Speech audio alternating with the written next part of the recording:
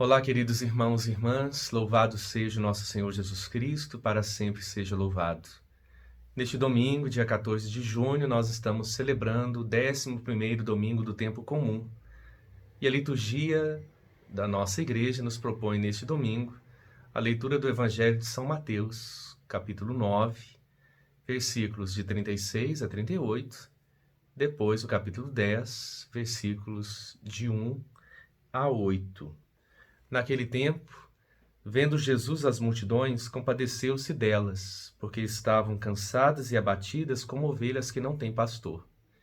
Então disse a seus discípulos: A messe é grande, mas os trabalhadores são poucos. Pedi, pois, ao dono da messe que envie trabalhadores para a sua colheita. Jesus chamou os 12 discípulos e deu-lhes poder para expulsarem os espíritos maus e para curarem todo tipo de doença e enfermidade. Estes são os nomes dos 12 apóstolos. Primeiro, Simão, chamado Pedro, e André, seu irmão. Tiago, filho de Zebedeu, e seu irmão João. Filipe e Bartolomeu, Tomé e Mateus, o cobrador de impostos. Tiago, filho de Alfeu, e Tadeu.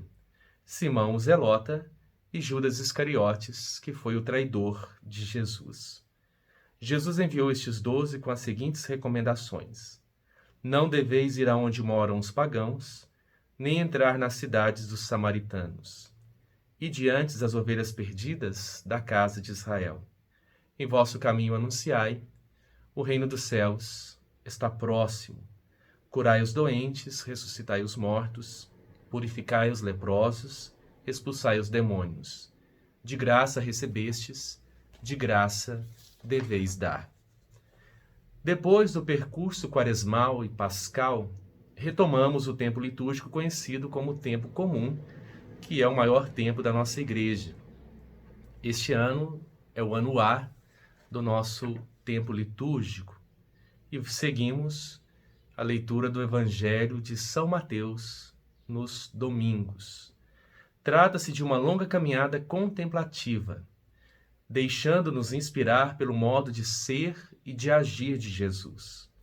Estamos na escola do discipulado, deixando-nos modelar pelo Mestre de Nazaré, seu estilo de vida, sua forma de pensar e de viver a relação com o Pai, sua maneira de entender o ser humano, sua relação com os outros, o seu modo de conhecer, de crer, de esperar e de amar, sua liberdade diante da religião e das tradições, sua atitude diante das vítimas, dos sofredores e excluídos. E o Evangelho de hoje nos indica que Jesus vive uma presença diferente e inspiradora no contexto social e religioso de seu tempo. Seu olhar contemplativo vê o emergente, o alternativo, o novo, nas mesmas realidades que para os outros são uma lixeira de coisas mortas, de amargura e desalento. Ele tem uma sensibilidade para perceber o reino de Deus onde aparentemente não está, onde outros veem uma massa de pecadores, de excluídos que não conhecem a lei, de impuros, de publicanos a serviço do Império Romano.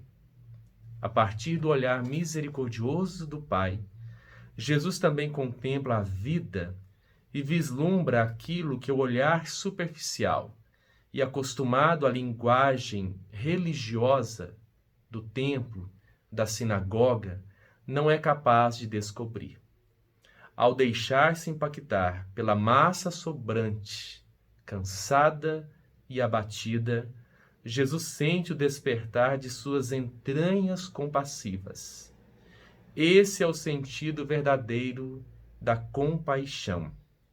Amor de entranhas.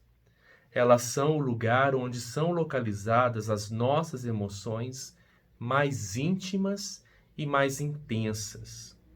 Constituem o centro de onde brota o amor oblativo, que nos move a sair de nós mesmos para entrar em sintonia com a dor e a miséria do outro.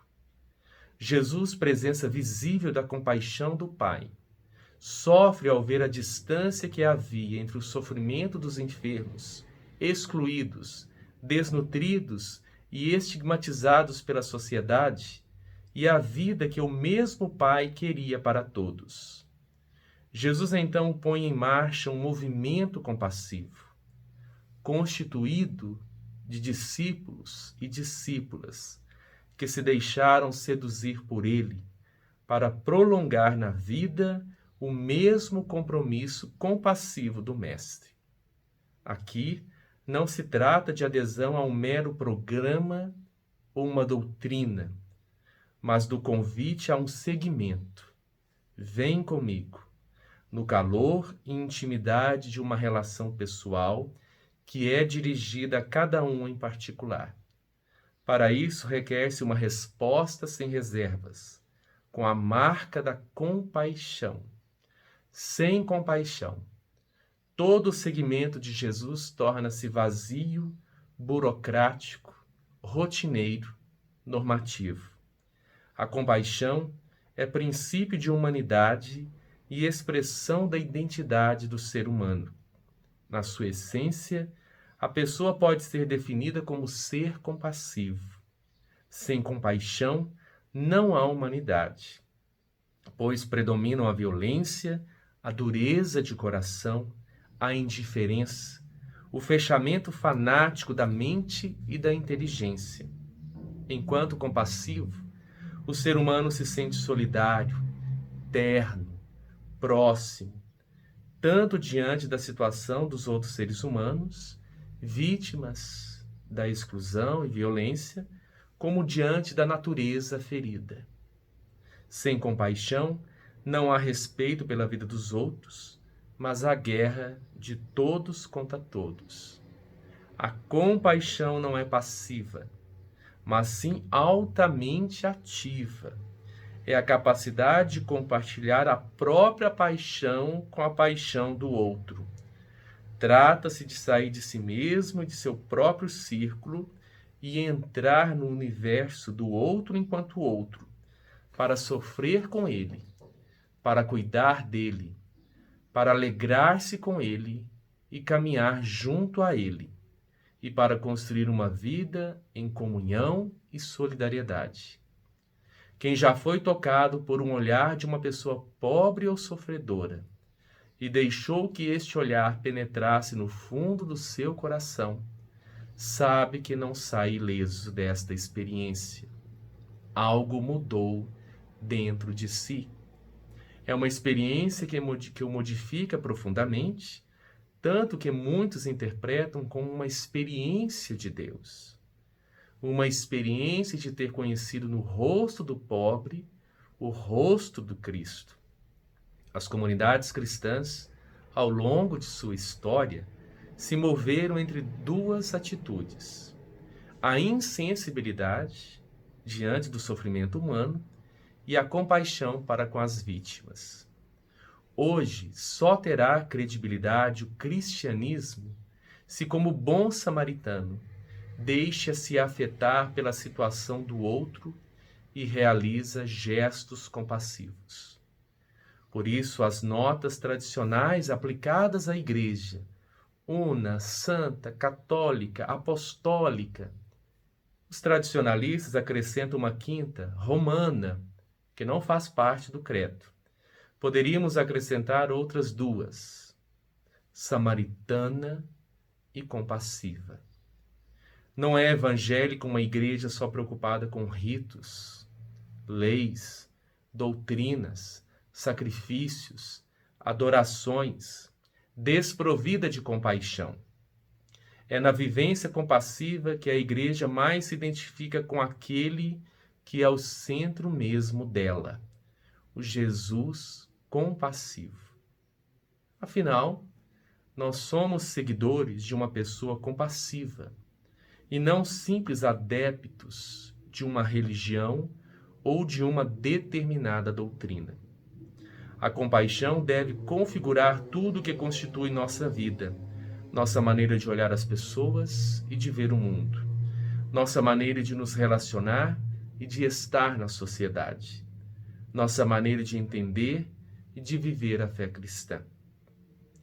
Que é a igreja, senão uma grande comunidade, constituída de pequenas comunidades, seduzidas por essa compaixão ousada de Jesus? A igreja, para ser igreja, precisa-se fundamentar-se na compaixão de Jesus. Que todos nós sejamos, de fato, uma igreja compassiva, uma igreja capaz de sofrer, de fato, com os que sofrem.